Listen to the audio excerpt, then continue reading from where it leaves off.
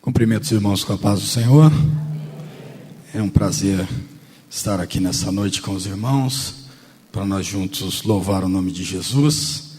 Eu peço aos irmãos que abram suas Bíblias, por favor, no livro do Atos dos Apóstolos, apenas um versículo. Atos dos Apóstolos, no capítulo 13, e o verso 13. Louvado seja o nome de Jesus. Atos dos Apóstolos, capítulo 13 e o verso 13. Diz assim a palavra de Deus: E navegando de Pafos, Paulo e seus companheiros dirigiam-se a Perge da Panfilha. João, porém, apartando-se deles, voltou para Jerusalém. Palavra de Deus nessa noite que eu quero fazer uma breve reflexão com os irmãos é a respeito de João Marcos. Este que nós acabamos de ler, João. Este é um dos auxiliares de Paulo e Barnabé. Na sua primeira viagem missionária, se você ler, você vai perceber que este homem, ele era um simples jovem que estava iniciando o seu ministério. No capítulo 13 que acabamos de ler, nós percebemos que ele andava com Paulo e Barnabé, e neste dado momento da sua primeira viagem missionária, ele aborta a missão. Essa questão em que ele aborta a sua missão, junto com Paulo e Barnabé, traz para nós um grande exemplo daquilo que nós passamos na nossa vida ministerial. Nós somos jovens, ou nós já fomos jovens, ou quem sabe você um dia vai ser um jovem, para alguns adolescentes que possam estar ouvindo, e você sabe que as dificuldades do jovem não é tão simples assim, para quem passou sabe. Nós olhamos e percebemos que este jovem, ele diante de algumas situações que a Bíblia não deixa claro, a Bíblia não fala o que fez João Marcos voltar. A Bíblia simplesmente diz assim: e apartando-se dele, voltou para Jerusalém.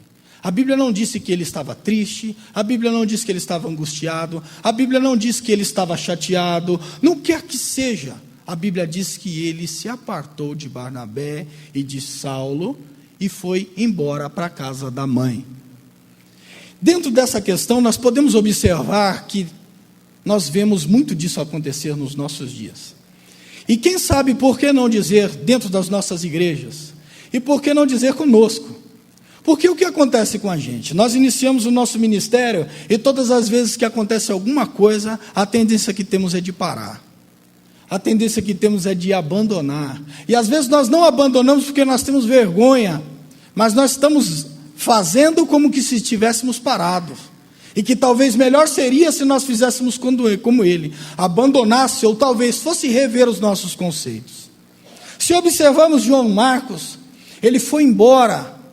E nessa ocasião, ele abandona a missão, mas a missão não para, porque Paulo e Barnabé continuam essa missão missionária, que eles vão e dão seguimento naquilo que Deus tinha proposto no coração dele. E aqui está uma grande questão, que mesmo que se eu e você pare, Deus não vai permitir que a obra dele pare. Deus não permite jamais que a obra dele pare no meio do caminho. Mas aonde eu quero chegar exatamente é nesse ponto em que às vezes as nossas fragilidades ou as nossas fraquezas nos fazem abandonar o trabalho de Deus e por muitas das vezes nós somos rejeitados por conta disso. E às vezes nós mesmos queremos ser esses rejeitados, porque nós nos achamos rejeitados, porque talvez erramos no nosso ministério. Por que não dizer, nos acovardamos por causa das circunstâncias? Ou quem sabe, nós olhamos para trás e falamos, eu estava numa zona de conforto muito boa, e hoje eu fui querer me meter nesse trabalho, e agora eu vi que não é bem assim, não é tão simples assim. E às vezes eu queria fazer como esse João Marcos, pular fora. E às vezes nós estamos nessa condição. Eu comentava essa semana com o pastor Fernando, que na grande maioria das vezes, quando mudamos de uma igreja para outra, a nossa primeira fala é essa: eu gostaria de fazer parte dessa igreja, mas eu quero ficar pelo menos 6 meses sem fazer nada. É a nossa primeira fala. Se você não disse, eu já disse. Se você não disse, nós já ouvimos alguém dizer. Pelo menos, porque lá da igreja da onde eu vim, eu estava frustrado. E por causa dessa minha frustração, eu não quero mais me envolver.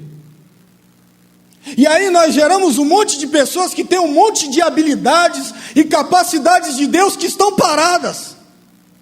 Que deixaram por causa de uma frustração pessoal ou ministerial. E aí a gente diz, vamos parar. Mas eu quero dizer para você, querido, que Deus não quer que você pare. Eu quero dizer para você, como diz lá em Isaías, no capítulo 41, que Deus nos escolheu e jamais nos rejeitou. Então não se sinta rejeitado e não haja como rejeitado. E não olhe para você e diz, como eu abandonei, eu jamais posso lançar a mão novamente no arado e voltar a trabalhar. A palavra de Deus deixa bem claro que este jovem foi rejeitado por Paulo. Se você for ler lá no capítulo 15 e o verso 37, Barnabé e Saulo queriam novamente voltar para a sua segunda viagem missionária. Nessa ocasião, eles discutem e se separam. Por quê? Por causa desse jovem. A palavra de Deus diz assim: Barnabé queria levar também a João chamado Marcos, mas Paulo não achava justo levarem aquele que se afastara desde a Panfilha, não acompanhando-os no trabalho. Agora quem rejeita é Paulo. Se há uma questão que Paulo foi intolerante no seu ministério, foi essa. Ele olhou e disse: ele nos abandonou, se a gente levar ele de novo, ele vai abandonar de novo. Mas o Barnabé tinha duas questões. Ele acreditava no Marcos e ele era parente do Marcos. E aqui vai uma chave para mim e para você. Quantos Barnabés nós temos ao nosso lado que estão acreditando em nós, que estão depositando a fé em nós, que estão como Barnabé arriscando os seus ministérios por nós? Porque às vezes a pessoa, para dar oportunidade para alguém, compra uma briga com 4, 5, porque eu me acho mais capacitado do que o irmão, e o pastor pôs o irmão, aí tem mais uns 4, 5 envolvidos nesse que são mais capacitados. E dentro dessa ocasião que nós analisamos, nós percebemos claramente que Deus olhou e de uma discussão, de uma rejeição, simplesmente multiplicou a equipe missionária. Agora não tinha mais uma, agora são 2. Paulo e Silas vai para um lado, e Barnabé e João Marcos vai para outro. A gente fala assim, mas uma coisa ruim como uma discussão, existe males que vêm para bem. Olhe como a igreja aceitou muito bem isso. A Bíblia diz que eles encomendaram Silas e Paulo, mas nunca mais na história você vê a voz, alguém falar de Barnabé e João Marcos. Provavelmente perto do século III, havia uma necessidade ou havia um interesse de não se aceitar mais ninguém que abandonasse a fé, os chamados lapse. O donatismo, que é lançado por Donato, nunca mais ia aceitar pessoas que abandonassem e depois se arrependessem e queria voltar. Era contraditório à igreja da época, porque se tinha perseguições, e a ideia era o seguinte: você aceitou o cristianismo, você tem que morrer por ele. Se você fugir, você não merece Cristo mais. Você tem que morrer por ele. Mas a Bíblia conta a história no começo dos Atos dos Apóstolos, que muitos fugiram das perseguições de Jerusalém, e por onde eles iam, eles pregavam o Evangelho, e o Evangelho era disseminado por toda Roma, por todo o Império Romano, e nós vemos até nisso a mão de Deus. Então, dentro das nossas frustrações ministeriais, pessoais, na nossa vida familiar, Deus tem um propósito de, como o pastor acabou de dizer, de nos tornar melhor. Este era um homem, um jovem, que começava o seu ministério como um simples auxiliar. E ele estava num momento como se sendo rejeitado, se achando rejeitado e sentindo frustrado, como muitos de nós sentimos. Talvez você nunca sentiu isso, mas nós já vivemos isso. Alguns anos atrás, eu não vou dizer muitos anos, né, para não dizer que nós somos um pouquinho velhos, mas alguns anos atrás nós estávamos sendo preparados para lecionar na escola bíblica.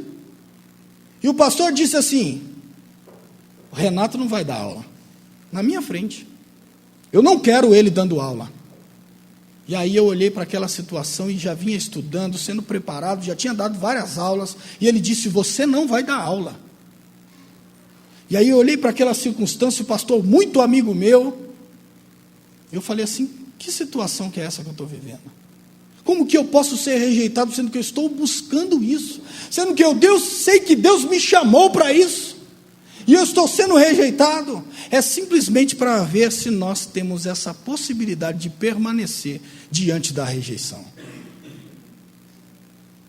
Você está sendo rejeitado, queridos? As pessoas nos desprezam. Não tem problema, queridos. Existe alguém que nunca te desprezou.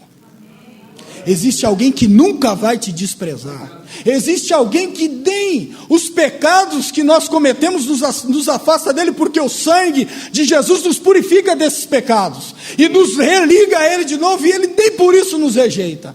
Agora nós precisamos entender que Deus espera de mim e de você uma postura diferenciada, mediante a rejeição dos nossos ministérios e mediante a rejeição da nossa vida, por qualquer coisa que nós venhamos a fazer. Se nós vamos permanecer na condição de rejeitado, ou se nós vamos mostrar para as pessoas que Deus continua trabalhando na nossa vida, queira as pessoas ou não. Deus está, segundo o Espírito Santo que habita dentro de nós, nos moldando, dia após dia, para aquele grande dia, e para que você se torne uma bênção nas mãos de Deus, para a minha vida, para a vida desse que está do seu lado. E para que as pessoas falem assim: meu Deus, um dia esse jovem, essa irmã, esse irmão foi tão desprezado, tão rejeitado, mas olha só que bênção que ele se tornou.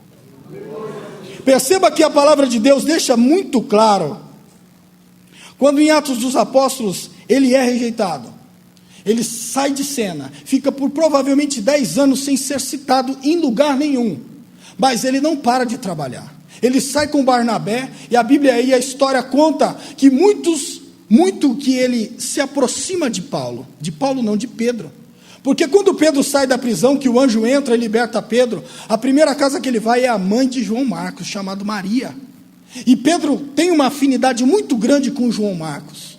Agora ele começa a ser um intérprete de João Marcos, e passa a ser um extremo instrumento nas mãos de Deus para abençoar o ministério de Pedro. E aí, pasme, quem que João Marcos se torna? Nada mais, nada menos do que o escritor do Evangelho de Marcos. Este jovem que foi desprezado, quem escreveu o primeiro Evangelho, que os outros dois, Mateus e Lucas, são cópia de Marcos, chamados Evangelhos Sinóticos. Então dá para nós entendermos que ele não abandonou o ministério dele. Ele não deixou que essas críticas e esse momento de ser rejeitado, que as frustrações fizessem com que ele parasse. Ele falou: eu vou adiante, eu vou cumprir o ministério que Deus tem na minha vida. E aí nós olhamos para nós e vemos até onde as frustrações das nossas vidas têm barrado o nosso ministério pessoal. Estamos dentro de uma igreja que aí 70% são pessoas que vieram de outras igrejas, pessoas que foram formadas em outras igrejas, pessoas que têm capacidades, pessoas que estão extremamente habilitadas para o trabalho, mas que não querem mais trabalhar, porque foram frustradas por alguém. Então eu peço que nessa noite, queridos, em nome de Jesus, o Espírito Santo desperte eu e desperte você, e que nós não venhamos ser tomados por essa epidemia, porque isso daí vem de fora, queridos, é influência. As pessoas criam isso, e nós somos levados nisso. Não, eu não quero me envolver, porque as pessoas vão achar que eu estou tentando tomar o lugar dela. As pessoas vão pensar que eu estou querendo coisa demais. As pessoas vão pensar: e o que nós fazemos? Se eu cantava, tocava, pregava, não, agora eu só vou tocar. A gente sempre tenta limitar a capacidade que Deus nos deu. E eu quero dizer para você, querido, que Deus não pode e não quer ser limitado. Um dos maiores pecados que o próprio apóstolo Paulo cita é: não extingais o Espírito Santo de Deus. Nós não podemos extinguir Ele. Ele está aí agindo dentro de nós. E todas as vezes que nós refletimos nessa palavra de acomodação, de comodismo, de conformismo, isso daí sempre pega a gente. Por que será? Porque nós estamos nessa condição, queridos, que abandonamos os nossos ministérios.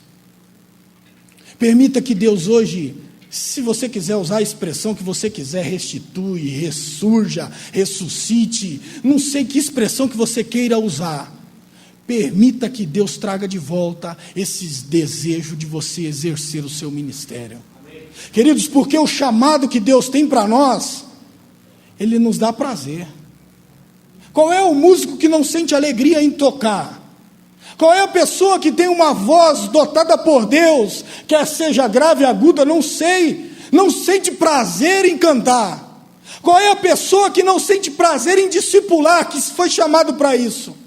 Alegria na alma de ver alguém como esse moço que veio tocar, aprendeu com alguém, está aqui tocando, apto para o ministério. A pessoa que ensinou ele sente prazer na alma em ver um discípulo sendo formado.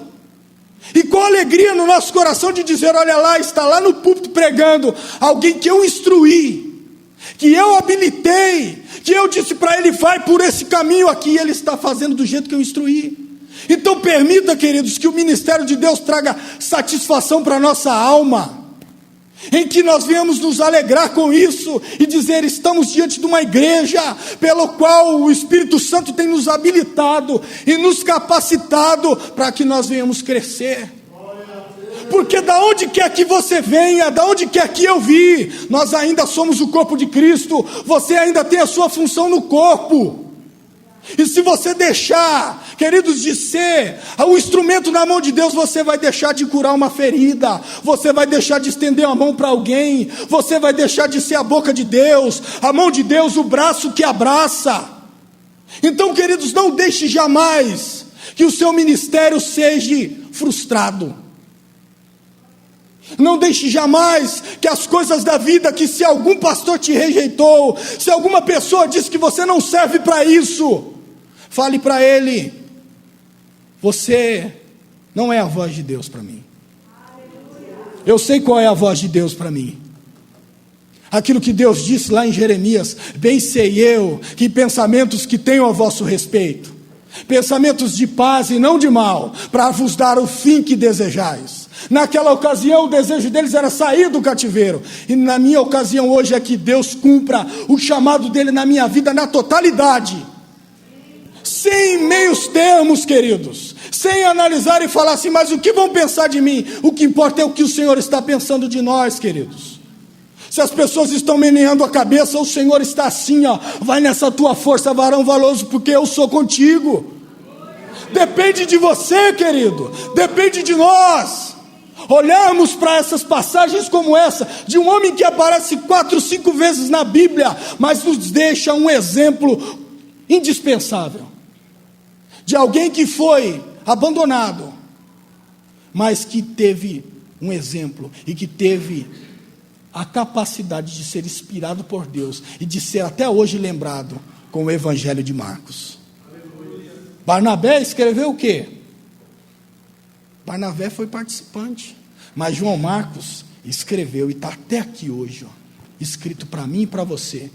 Aí você pergunta, mas o que ele escreveu? Ele escreveu todas as pregações de Pedro, porque Pedro foi a testemunha ocular de Jesus Cristo, e tudo que ele pregava, João Marcos escrevia e se lembrava.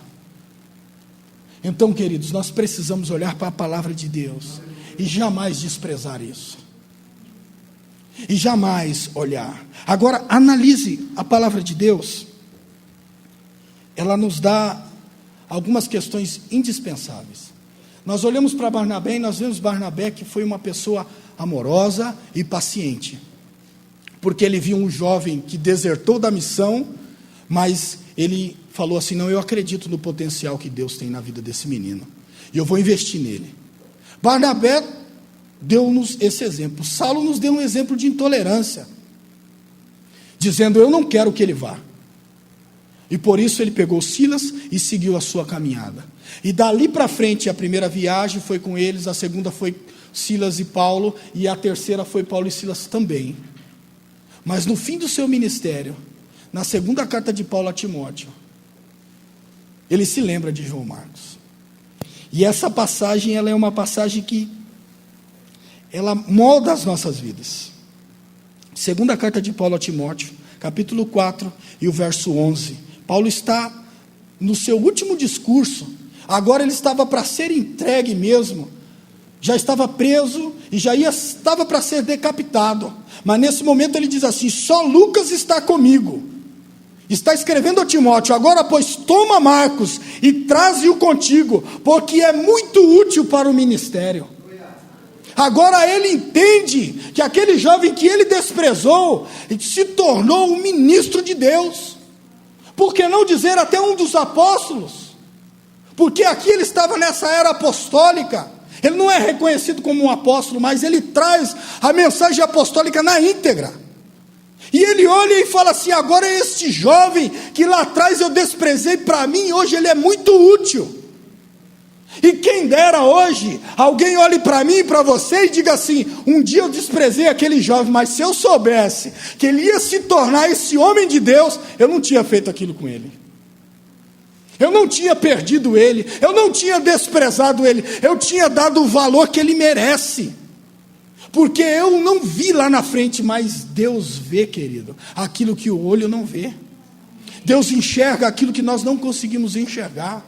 Mas permita que o Espírito Santo nos encha nessa noite, para que você olhe para as pessoas e veja capacidade nas pessoas, e veja um dom de Deus específico, não uma coisa supérflua, como mais um desprezível, que não tem capacidade nenhuma. Não, veja Deus nas pessoas, e veja que Deus tem capacidade distribuídas para nós. A multiforma do Espírito Santo está no meio de nós.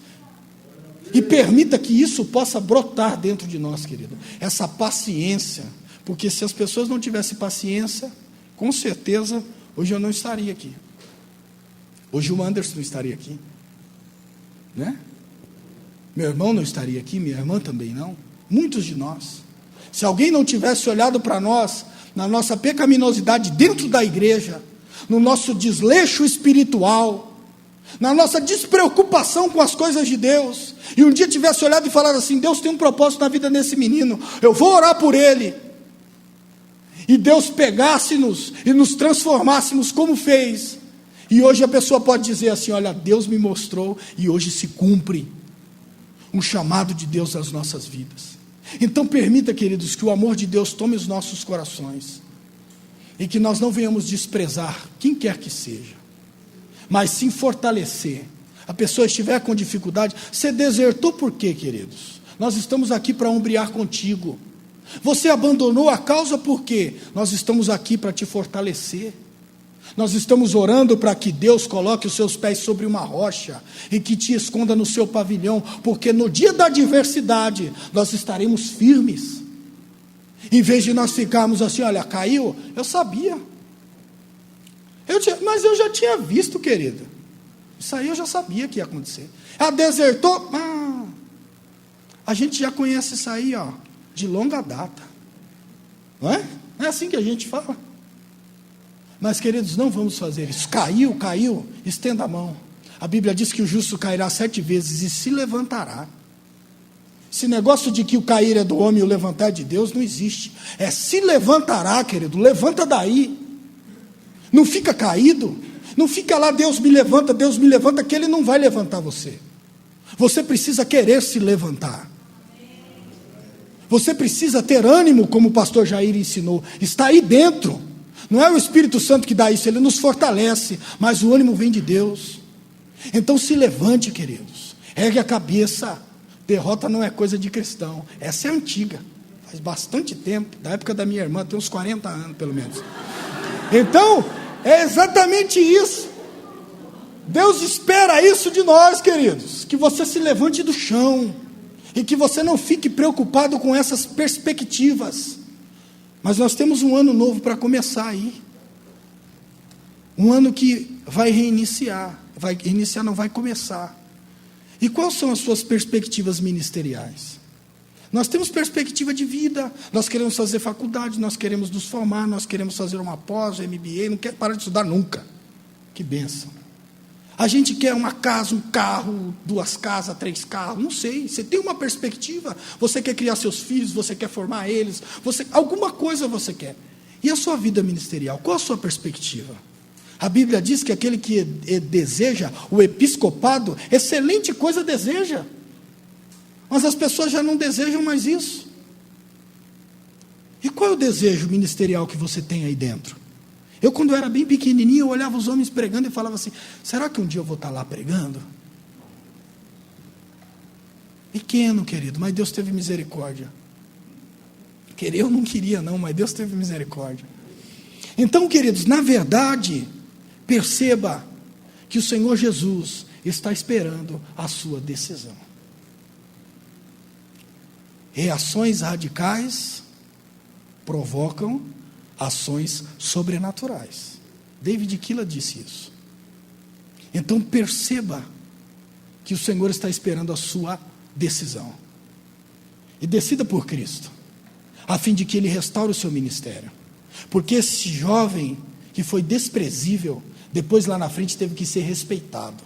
Você imagina o apóstolo Paulo chamando você e dizendo, ele é muito útil para mim.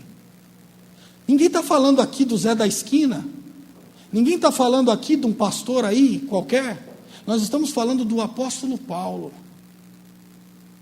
que julgou Marcos e disse assim, olha, esse para mim é muito útil no meu ministério. Exigente ele era, tanto que ele foi intolerante com Marcos, porque nós às vezes somos assim, liderança é assim, eu não quero esse menino, é muito ruim, tira ele daí, olha a nota que ele deu, desafinada, põe outro para tocar. A gente faz isso, e agora ele se tornou muito útil. Eu quero dizer para os irmãos, querido, mesmo que você esteja parado, você é útil. A Bíblia diz que se o sal for insípido, para nada mais serve, senão para ser pisado pelos homens. A história conta que o sal era jogado no templo, para que as pessoas não escorregassem. Mesmo insípido tem utilidade, queridos. Eu quero dizer para você que se você está parado, Deus olha para você e vê utilidade em você. Deus olha para você e vê uma capacidade que ninguém vê. Deus olha para você e fala assim, tem alguém que está parado, mas eu estou esperando ele se levantar. Quem dera seja hoje à noite, queridos, de um ano que o seu ministério vai ser farto de frutos, que Deus vai olhar para você e vai ver você não uma figueira infrutífera, mas uma figueira com os galhos tortos de tanto fruto, e fruto que permaneça, e que a gente se torne, queridos, um potencial, não em quantidade somente, mas em qualidade, que as pessoas olhem e falem assim, vai lá um servo de Deus, cheios de fruto, não uma árvore cheia de folha, bonita, mas infrutífera.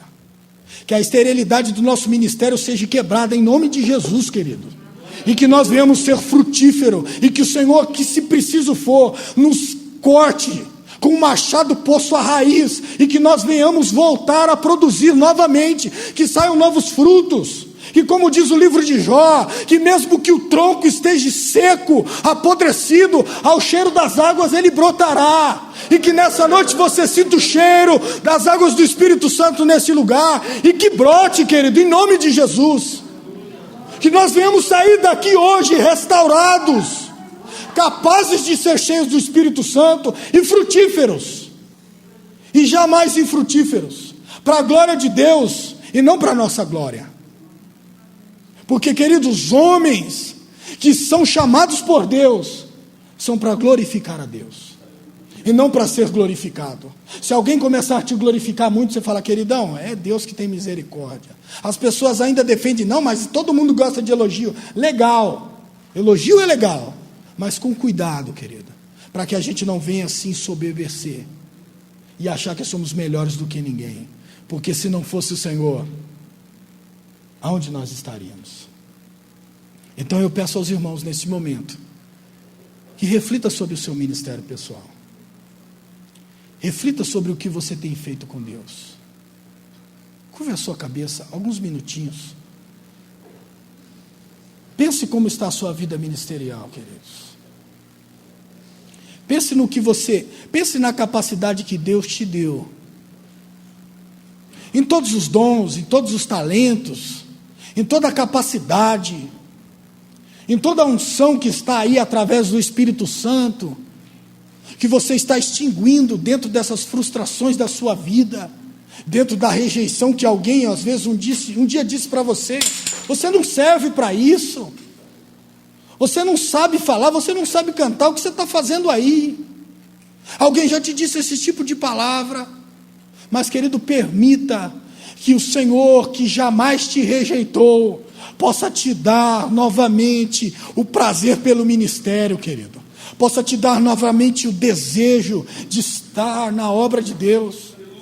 E jamais, querido, abandonar, porque a Bíblia diz que aquele que lançou a mão no arado e olha para trás não é apto para o reino de Deus. Coloque a mão no arado, querido, e não largue nunca mais. E permita que Deus possa lhe dar uma capacidade como nunca antes. E como nós podemos testemunhar, e as pessoas possam dizer de nós: aquele homem, aquela mulher é muito útil no ministério aqui na Porta da Vida. Eles são muito úteis para a vida do ministério do nosso pastor. Eles são muito úteis no ministério do louvor, aonde quer que você esteja, no infantil, nos adolescentes, eu não sei, na escola bíblica. Mas que você seja útil, queridos, que você seja capaz de fazer isso. Agora curve a sua cabeça. Querido Deus, no nome de Jesus, estamos aqui, Senhor, na tua casa, certo de que o Senhor é capaz, Senhor, de fazer-nos ressurgir, de fazer com que o nosso ministério volte a desempenhar de uma forma em que nunca antes aconteceu, fazer com que nós venhamos frutificar, Senhor, de 1 por 30, por 60 e por 100 para cada semente, Pai. Em nome de Jesus, Senhor, quebre as barreiras. Todo pensamento, Senhor, contrário venha ser levado cativo à obediência de Cristo. E que nós venhamos ser cheios do Teu Espírito Santo. E que Deus tome as nossas vidas como instrumento nas Suas mãos, Senhor, capaz de tirar todas as arestas. Que toda frustração venha a ser jogada fora. Que todo espírito, Senhor, de autocomiseração venha a ser lançado fora. E que nós, em nome de Jesus, venhamos ser cheios do Espírito Santo de Deus. Homens e mulheres, Pai, para a Tua glória, restaurados, revestidos de autoridade, para pregar a Tua palavra, Senhor. Em nome de Jesus.